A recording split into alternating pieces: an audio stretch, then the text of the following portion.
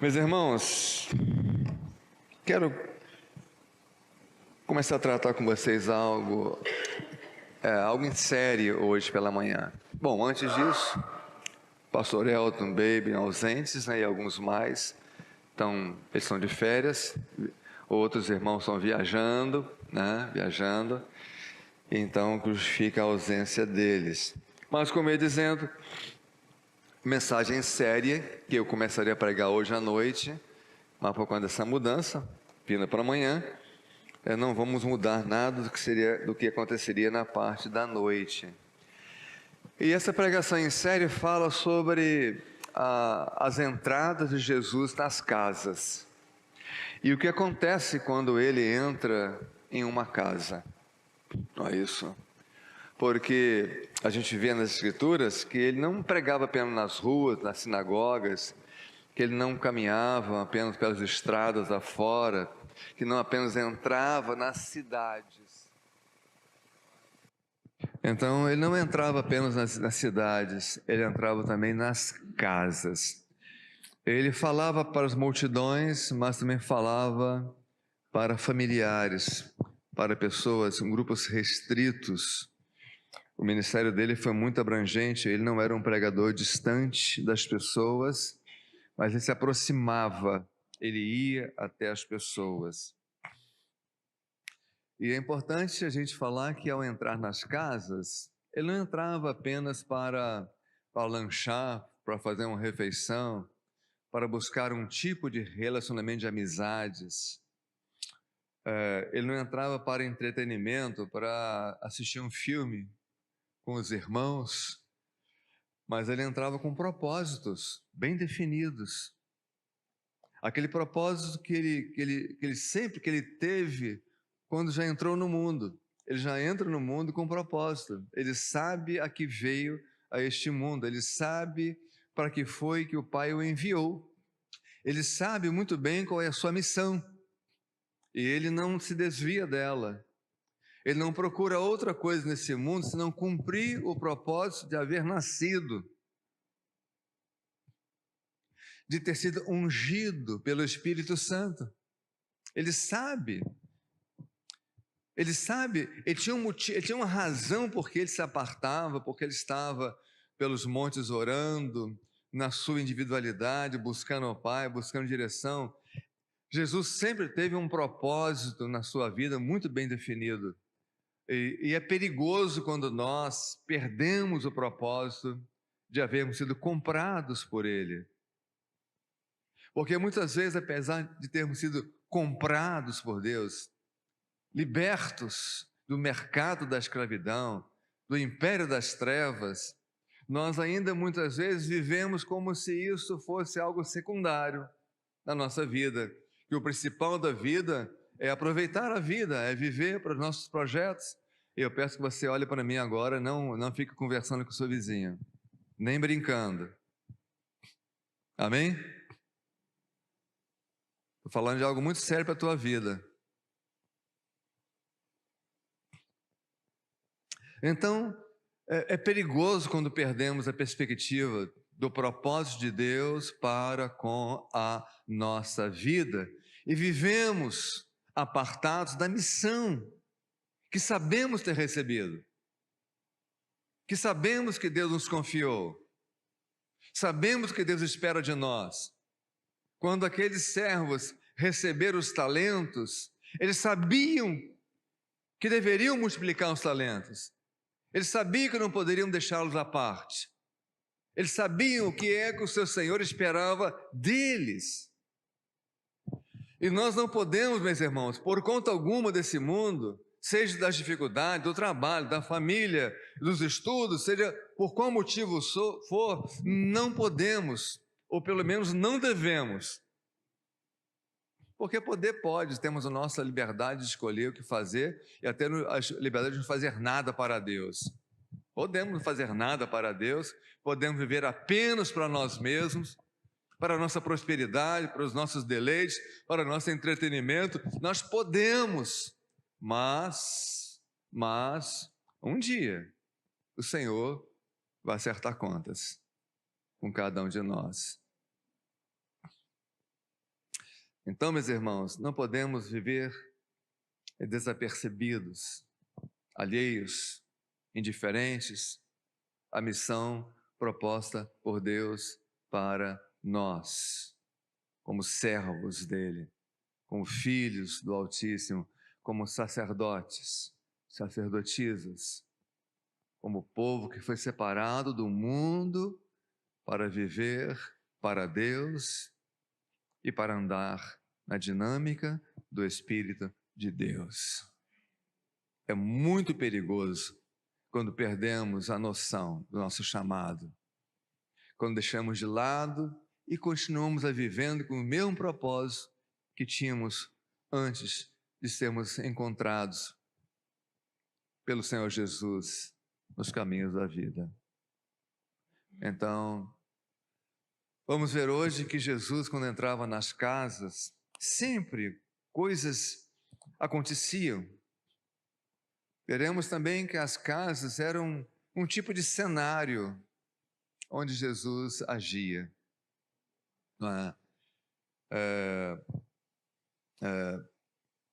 A visita dele nunca teve apenas o cunho ou o aspecto social. É certo que também tinha, ele se relacionava, ele gostava das pessoas. E as pessoas gostavam dele. Então havia um relacionamento, a busca de uma aproximação, de uma intimidade.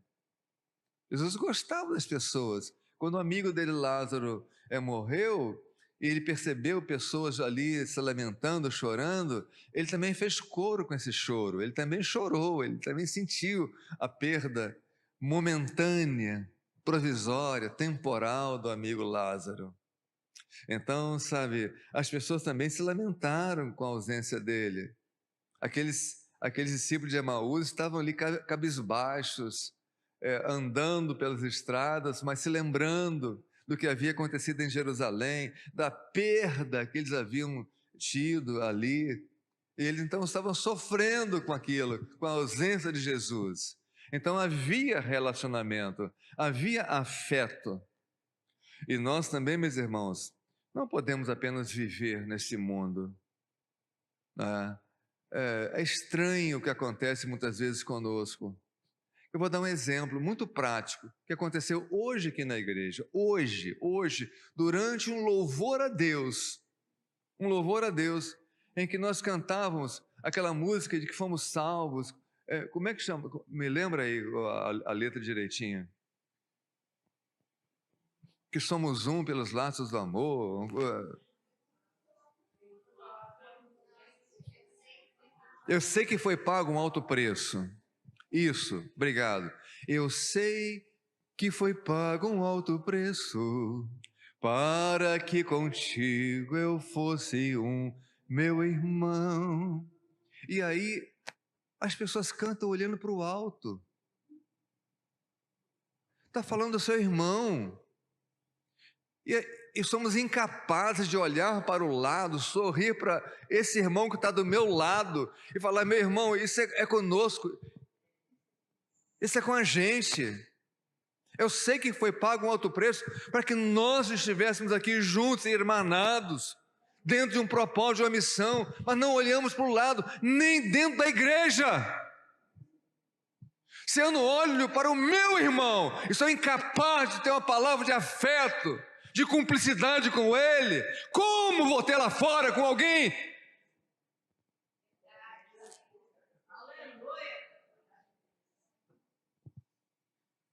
É temerário quando perdemos a noção de quem somos e de quem é esse que está ao nosso lado e desprezamos isso. Vivemos um tempo, meus irmãos, que até mesmo a igreja, o povo lavado e remido, tem dificuldade de olhar para o lado, de enxergar pessoas, de se interessar por pessoas. É tudo centrado em si mesmo, na sua própria vida, nos seus próprios interesses. Não estamos preocupados com ninguém. mas achamos que cumprimos os mandamentos. Achamos que estamos muito bem na fita com Deus. Mas Jesus entrava nas casas, não era só para rir, para contar piada. Bom, eu acho que falei algo até aqui, que não era para contar piadas, para dar gargalhadas vazias. Ele entrava com propósito, ele tinha algo a oferecer, ele queria fazer relacionamentos.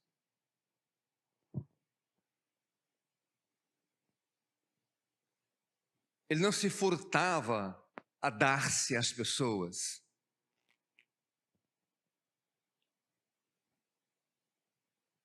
Nunca foi apenas social. Foi sempre o reino entrando. Foi sempre o rei do reino buscando cidadãos para o seu reino. Personagens queriam se firmar com ele, andar com ele, aprender dele, imitá-lo. Imitar Jesus, meus irmãos, passa por isso. Se importar com gente, por construir relacionamentos, pontes. Hoje, de fato, a igreja está muito construindo paredes. Sou eu aqui, e eu tenho uma parede aqui, eu não me relaciono nem com meu irmão. Nem com meu irmão me relaciono. Quando muito com a minha família, e pronto. O meu mundo é a minha família. Mas o mundo do cristão não é a sua família. É também sua família, mas não é a família. Essa semana mesmo, minha esposa teve contato com uma irmã, sei lá, 40 anos dentro da igreja. 40 anos dentro de uma mesma igreja. E não tem uma amiga. Não tem uma pessoa para marcar, sabe, vamos tomar um café juntos, numa lanchonete qualquer aí, numa cafeteria. Não tem uma pessoa com quem compartilhar as coisas do coração, suas dificuldades. O problema são os outros? Também. Mas também dela, que sempre conviveu com pessoas, mas nunca se relacionou com pessoas. E isso está dentro das igrejas. De repente, irmão se encontra na rua, dá um sorriso amarelo e segue embora. Não tem prazer de estar.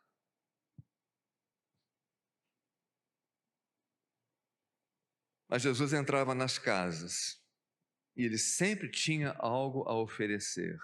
Nunca foi apenas para receber alguma coisa. Eu vou lá no meu irmão que eu vou tomar um cafezinho com ele, comer um biscoito, comer um cuscuz, quem sabe. Então, meu propósito... Não, nunca foi isso. Nunca foi isso. Ele era servido, sim. Mas o propósito dele de entrar não era ser servido, era derramar alguma coisa de bom naquele lugar.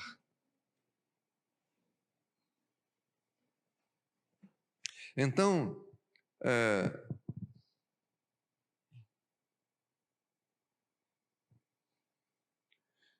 é importante também registrar, meus irmãos, antes de começarmos a dar alguns exemplos, que o que acontecia no passado ainda acontece hoje. Ele continua entrando nas casas. Ele continua buscando relacionamentos. Mas nem sempre encontra pessoas naquelas casas disponíveis, que é outro aspecto que vamos ver. Que o que acontecia dentro daquelas casas estava muito na dependência de como aquelas pessoas daqueles lugares olhavam para Jesus, de como eles se davam a Jesus. E veremos que em muitos casos, pessoas, amaram estar com Jesus.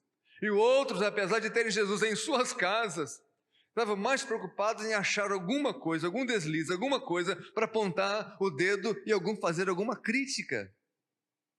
E não recebiam nada senão repreensão. Quando Jesus ia embora, eles continuavam vazios, se não tivessem aceitado a repreensão. Então está muito ligado à vida espiritual da casa, das pessoas daquela casa, ela está muito ligada à maneira como se relaciona com Jesus, a maneira se de fato há prazer em ter Jesus na sua vida e na sua casa. Veremos exemplo, meus irmãos, que Jesus está na casa e de repente alguém chega e se prostra aos pés dele.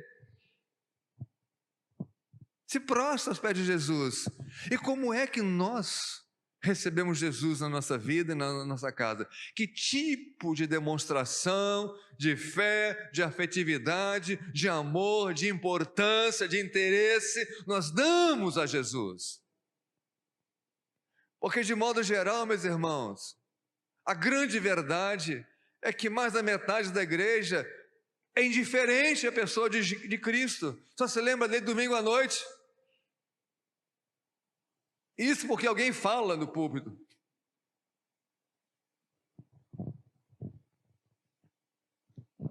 Mas não chora, nunca chorou na presença dele, nunca beijou os pés, nunca derramou nada sobre os pés dele, nunca. Mas acha que é um crente muito bom, que está bom como está, e tem muita coisa mais importante a fazer na sua vida. A sua profissão é mais importante, o seu trabalho é mais importante, a sua família é mais importante, o seu filho é mais importante, o seu cônjuge é mais importante, a sua mãe é mais importante, o seu pai é mais importante. Tudo e todos são mais importantes do que Jesus, mas ele acha que é um servo fiel. Ou seja, vive com a cabeça enfiada no buraco, sem ter a percepção real da realidade da sua própria vida espiritual.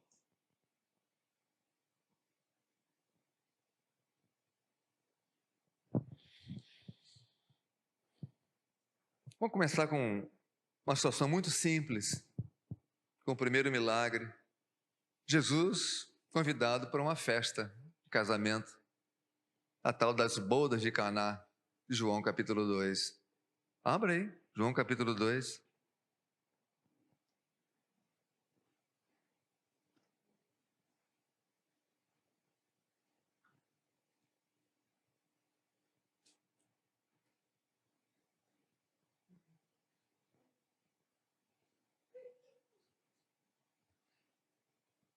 Do verso 1 ao verso 11 está aí aquele milagre da transformação de água em vinho. Não vou nem ler, porque é um texto muito conhecido. Todo aqui sabe do que aconteceu. Faltou vinho, então ele mandou trazer água e a água trazida se tornou vinho de qualidade, vinho de primeira qualidade, não é? E muitas vezes nós ficamos mais empolgados com o milagre, com as coisas extraordinárias que acontecem, porque isso foi algo extraordinário. E quando falamos nesse texto, enfatizamos apenas esse aspecto miraculoso, apenas essa coisa extraordinária de que de fato é pegar água comum e de repente é vinho. É algo inusitado, algo que não acontece todo dia, e nem todo mês, nem todo ano, e nem toda uma vida. Isso aqui é algo que ninguém pode fazer a não ser aquele que tem poder sobre tudo e todos. Ninguém transforma uma coisa em outra assim.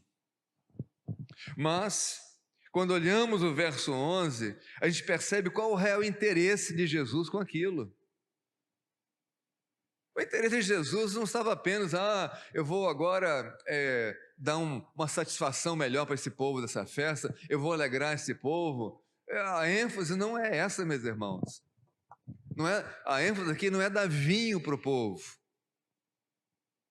A coisa mais significativa aqui não é ter mais vinho de qualidade. No verso 11 fala para nós exatamente a parte nobre desse milagre. Por que Jesus realizou esse milagre? Qual o propósito do milagre? O que foi que aconteceu de extraordinário nos corações? Porque em muita gente, meus irmãos, foi só mais vinho no bucho. Foi só isso. Foi só degustação, foi só prazer de tomar.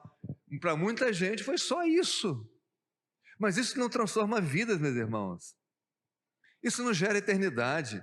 Isso não gera propósito. Isso não gera fidelidade, isso não gera fé. Receber milagres, só receber o milagre, não produz nada de interessante na nossa vida, meus irmãos.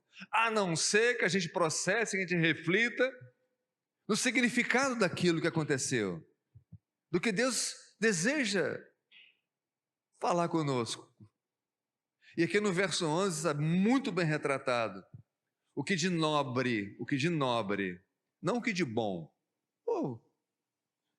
Aquele povo achou ótimo ter muito vinho. Ali o mestre ficou maravilhado com aquele vinho. Poxa, que vinho de qualidade. Muito bem. Mas será que é isso?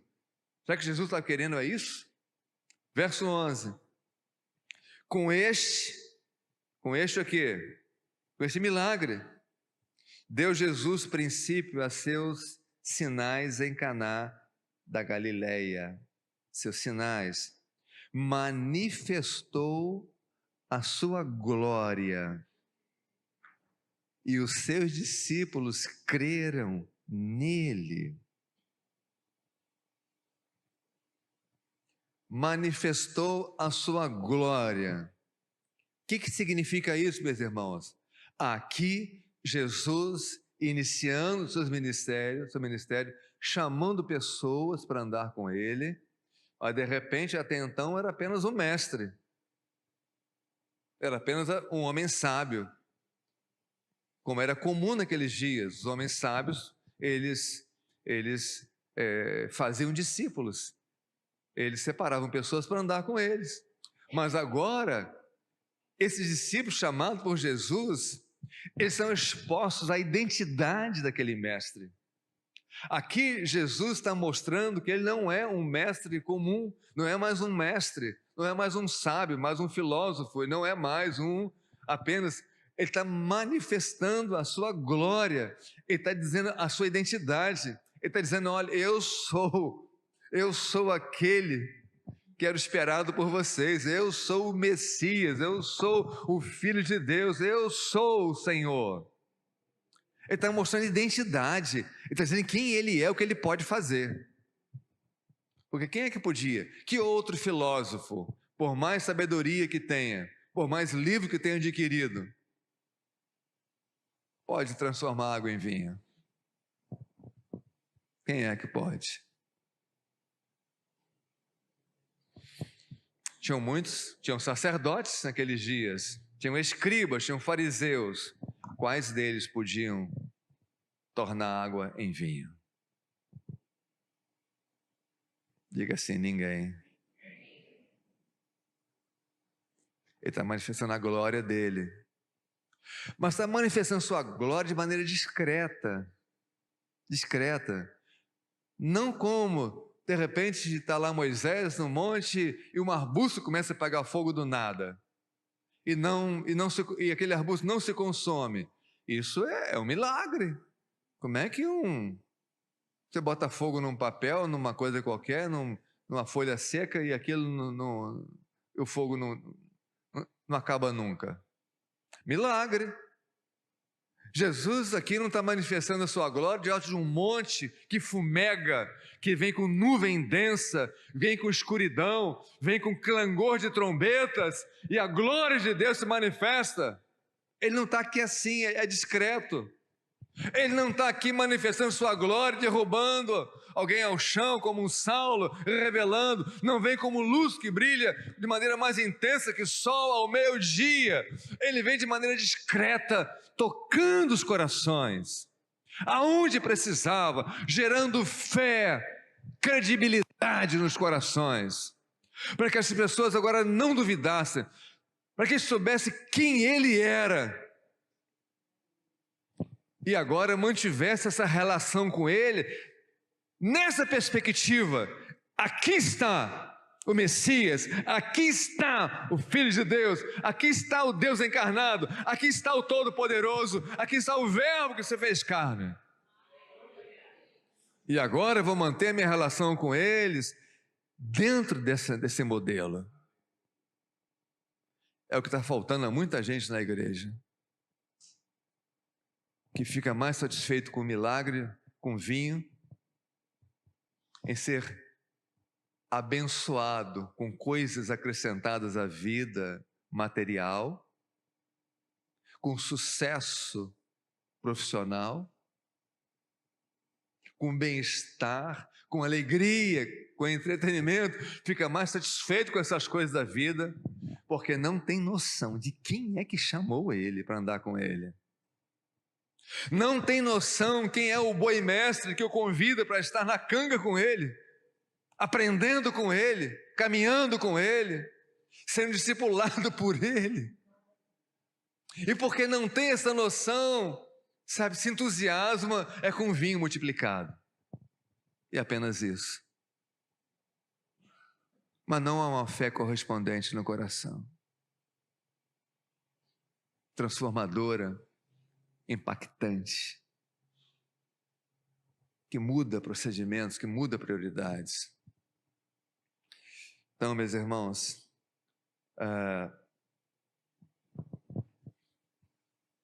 muitas vezes os grandes momentos da nossa vida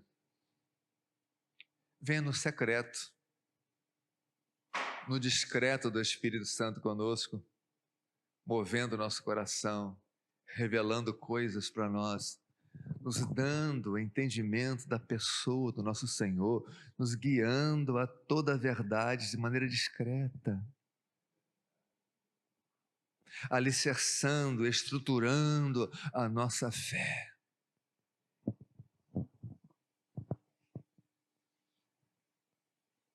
Que coisa simples, meus irmãos.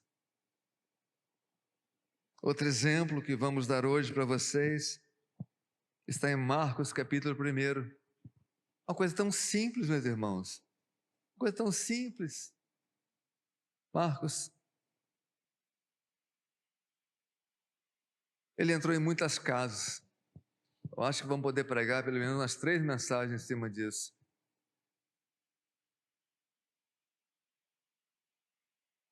Marcos, capítulo 1, verso 29.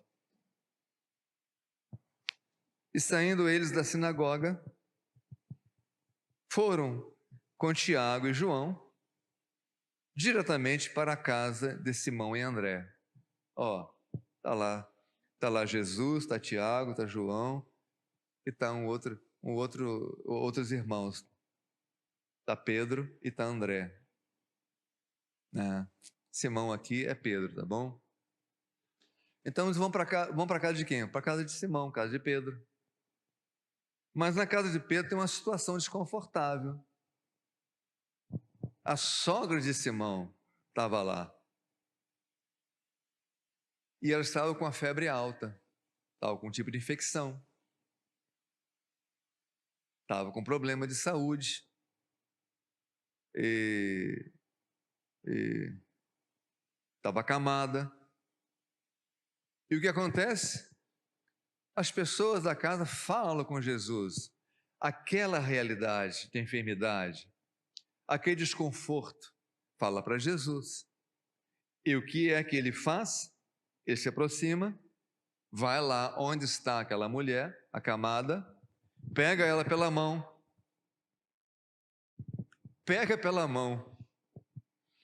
Marcos, ele é tão denso, tão resumido. Marcos é um evangelho muito resumido.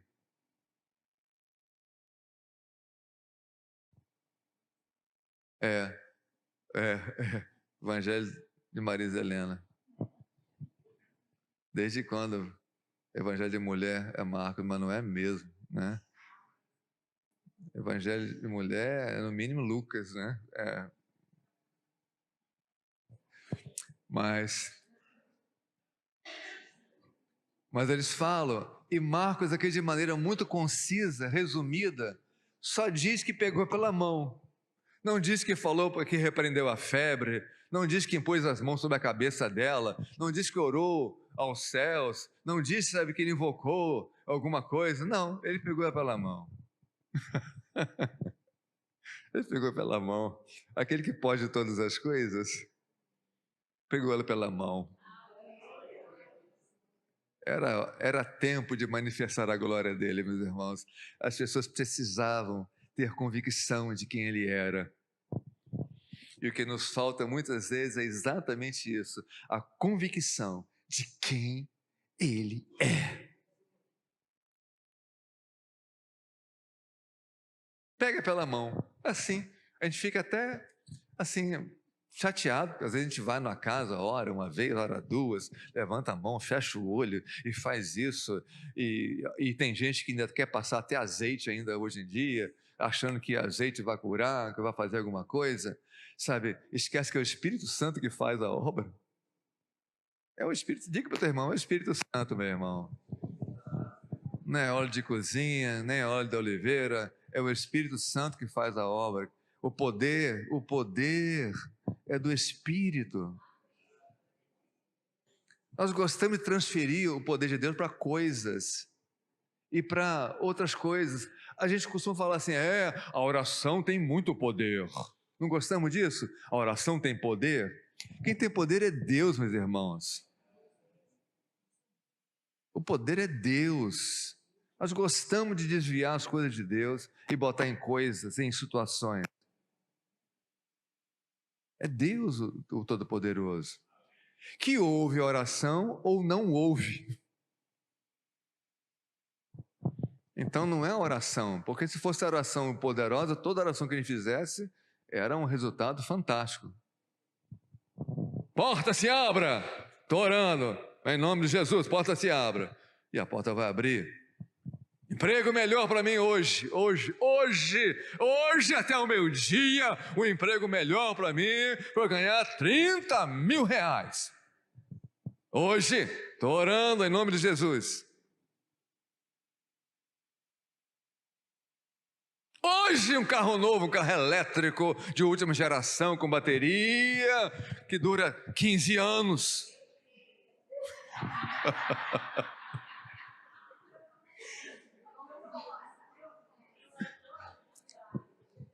Então não é exatamente a oração que tem poder.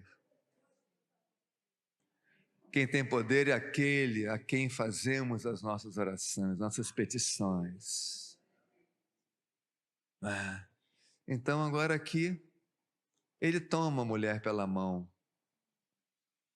e a sogra de Pedro se vê instantaneamente curada. A infecção desaparece. Os germes, seja bactéria, vírus, seja lá o que for que estava agindo ali, sabe, foi vencido ali. Não é isso? Aqueles vírus que derrubam muita gente, porque Jesus pegou na mão da pessoa, ele foi aniquilado. Só porque pegou na mão dela e porque levantou. E a coisa linda agora, meus irmãos, a gente gosta de brincar com esse texto muitas vezes e aí se desvia de um foco tão relevante. Fala que talvez aqui foi por isso que Pedro traiu Jesus, porque ele curou a sogra dele, essas coisas bobas do mundo evangélico.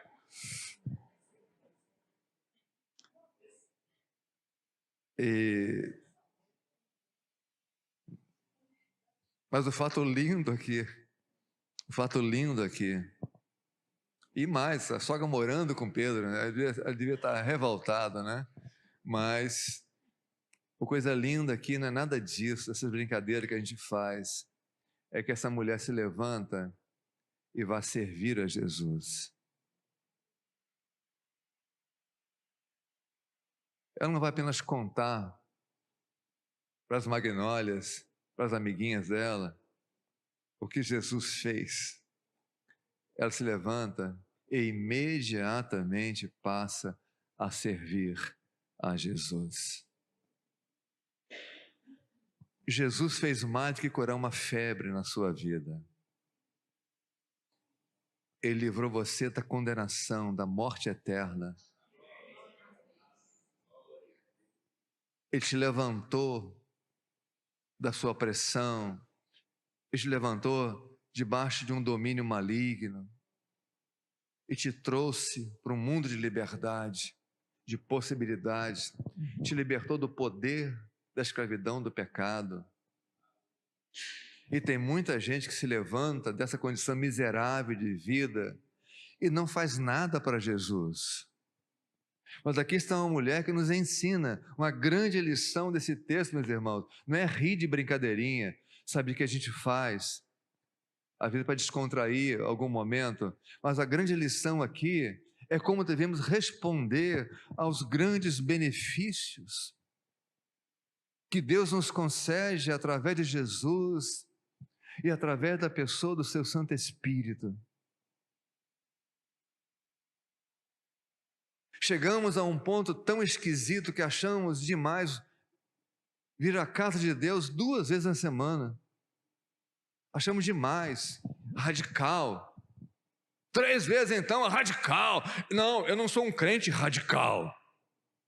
Ou seja, quando a pessoa diz isso, ele está dizendo, olha, eu sou um crente que não entendo nada do que aconteceu comigo. Eu sou um crente que foi levantado por Deus, mas não sou grato. Eu não sou devoto, eu não tenho prazer nas coisas dele.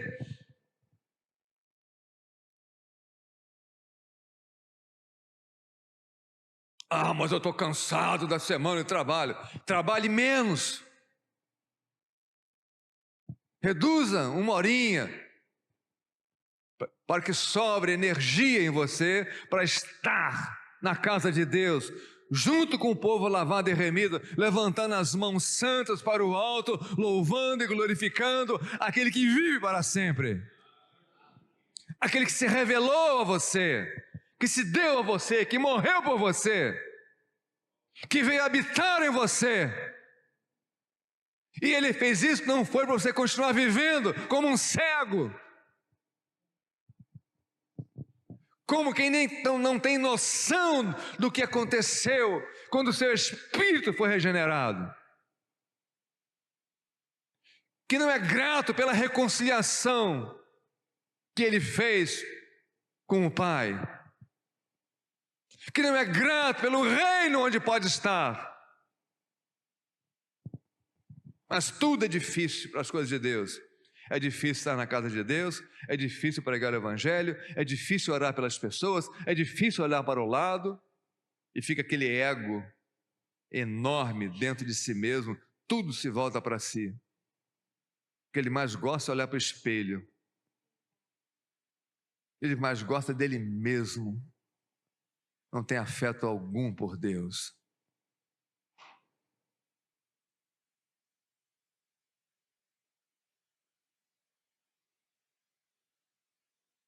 Querem mais ou tá bom já?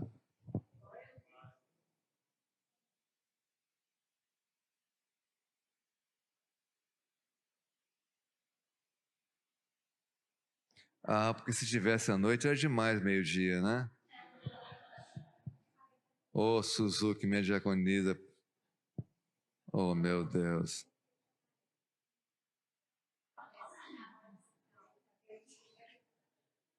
Olha, não quero fazer apologia a jogo, não.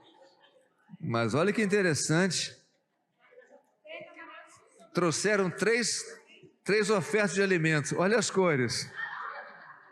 Verde, amarelo, azul. Você esqueceu a sua oferta. Você não trouxe a sacola branca. Ficou em casa.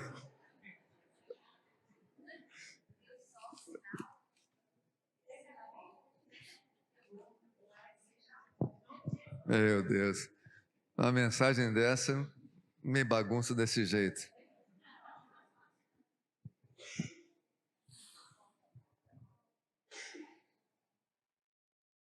Não vou continuar, não. Não vou continuar, não. Porque se vocês não entenderam até aqui e não for suficiente isso, aí eu estarei jogando pérola aos porcos.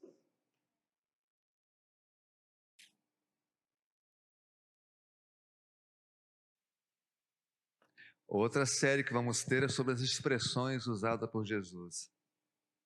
Já separei várias delas, estou fazendo estudos de cada uma delas, para a gente trazer aqui também, a gente conhecer.